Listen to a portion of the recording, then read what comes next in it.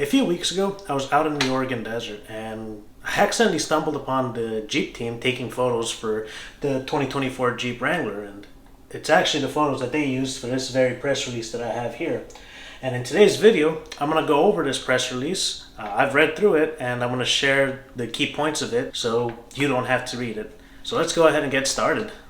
Alright, first off, big thing, they're making a lot more features, standard features. So the big thing that we've seen is that the 12.3-inch touchscreen with UConnect 5 and wireless CarPlay and Android Auto is going to be available across all trims. So that's great. We're no longer going to have, I guess, the small 5-inch little UConnect 3 screens anymore. Everything's going to have the 12.3-inch touchscreen, which is awesome. Every trim level from the Sport S and up is going to get adaptive cruise control, forward collision warning, and rear passenger curtain airbags, as well as Gorilla Glass windshields. So that's pretty cool. Next up, the Sahara and Rubicon trims are going to get LED front, rear, and fog lights. So I think that's definitely something that they're doing to try to match what the Bronco's doing with the standard LED headlights across all their trim levels. While we're on the Sahara and the Rubicon, both those trims and anything above that is going to get 12-way power seats, but they didn't mention anything in regards to redoing anything there, because I know that the seats are kind of uncomfortable. I know it's a Jeep, but on long road trips, it does get a little bit rough. The Rubicon is also going to have a full float rear axle, which is great. That means it's going to have a higher towing capacity, a higher payload capacity, and just overall be a beefier axle that's going to help support bigger tires down the road, or all the gear that you have for like your overlanding trips. The other thing that's going to become standard on the Rubicon models is the auxiliary switches, the trailer tow package, and the heavy-duty electrical group. And another thing that they're adding, it's an optional add-on, but you can now get the Jeep Rubicon with an 8,000-pound worn winch from the factory. I would have liked to see a 10,000-pound winch, but 8,000 is still pretty good. 8,000 gets the job done, I guess, if you have to. Next up, they're adding a Rubicon X trim, which gets a rock track full-time four-wheel drive transfer case, as well as 35-inch tires, leather seats, heated seats, 9-speaker premium audio, steel bumpers, blind spot monitoring, a front camera, and some acoustic glass and additional sound editing to help out with road noise. So that's pretty cool. It's practically a fully loaded Rubicon at this point. I think that's exactly what it is. It's a fully loaded Rubicon. The Rubicon 392 is still around, so that's great. It's going to come with 35-inch tires standard. It's going to have the same acoustic stuff as the Rubicon X, and it's also going to come with heated seats and a heated steering wheel. It looks like they also bumped up the Jeep Wave program up to 3 years. I think it was 2 years, and they bumped it up to 3 now, which means that you have worry-free maintenance for 3 years or a certain mile threshold, and I guess premier customer service, whatever that ends up meaning. But the big thing I noticed about all these trims and all these additions is what they're doing to the Willys trim level.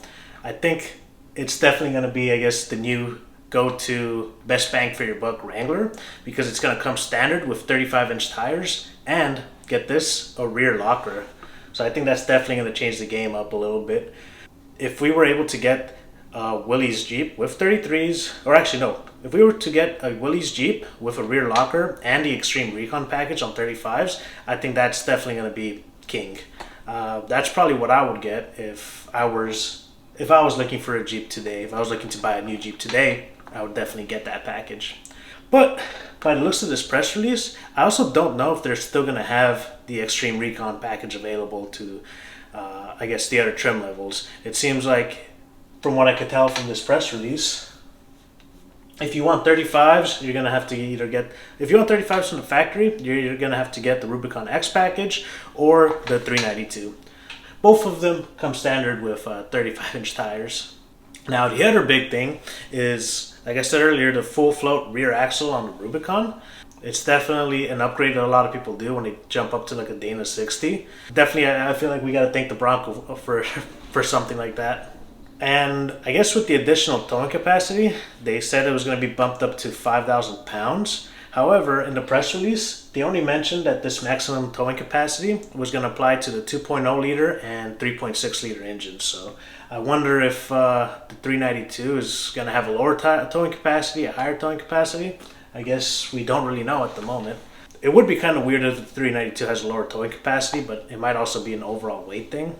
But the other big thing in regards to powertrains, it seems like all the engine options, the 2.0, the 3.6, the 392, the 2.0 plug-in hybrids have about the same, or have the same power numbers as the previous years, so nothing different there.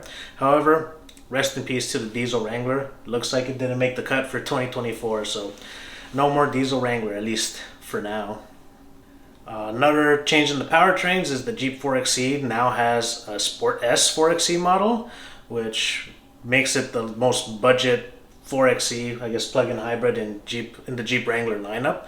And this is definitely a strategic goal for reaching the 50% electrification goal that Jeep has by, I guess, 2030. The 4xe Willys also now comes with Select Track transfer case, meaning you get part-time and full-time four-wheel drive on it, which is pretty cool. And they're also adding to the 4xe models a power box, which adds 4 120 volt outlets. I think that's pretty cool.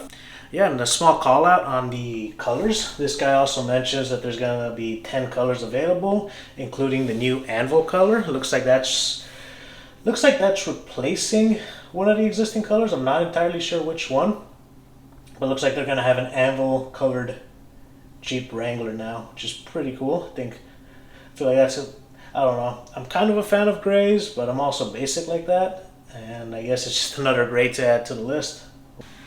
Now, going back to the tech and the UConnect system, with UConnect 5 and the 12.3-inch touchscreen, they're adding user profiles to store music preferences, app configurations, seat positions, mirror angles, and climate control. So if you're switching out between drivers pretty often between you and your significant other, it's going to make it real nice to just be able to switch between one profile to another. And I guess it also has a valet mode, probably to keep the valet from taking your 392 on a joyride. Additionally, they're also adding simultaneous Bluetooth connections for 2 phones, which is pretty cool. I think that's an add-on with the whole wireless CarPlay and wireless Android Auto. And they're also adding the Trails Off-Road app, which will give you access to the maps of 62 Jeep Badge of Honor trails. But they also have a subscription service, which they don't mention the price of it, but it will give you access to 3,000 more maps. Personally, I haven't used Trails Off-Road, so I don't know how it is, but I might have to check it out. The other thing I want to call out is that, from what I could tell from the press release photos, the little cubby that was on top of the, I guess, behind the touchscreen doesn't appear to be there anymore or have any mounting points. I think it would have been cool for them to add an OEM accessory rail for phone mounts and other accessories like they do on the Bronco, but I'm sure the aftermarket will figure something out soon enough for that. And finally, they added an integrated radio antenna into the windshield, so that means there's no longer a little whip off to the side of your Jeep. But since it's integrated into your windshield, I hope your insurance covers windshield replacements, because I feel like that could get pricey. Overall though, I'm pretty excited with these new changes. Again, I think if I was getting a Jeep today in 2024, I'd probably get the Willys with the rear locker, but I think the rest of these are all great options. I'm sure they're all going to come with a price increase, which kind of sucks, but I guess that's how things are nowadays.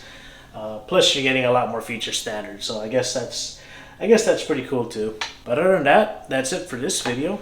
If you like content like this, feel free to subscribe. If you disagree with my analysis, or I guess my quick summary of this press release, feel free to let me know in the comments below. But other than that, have a good rest of your day. I'll talk to you all soon.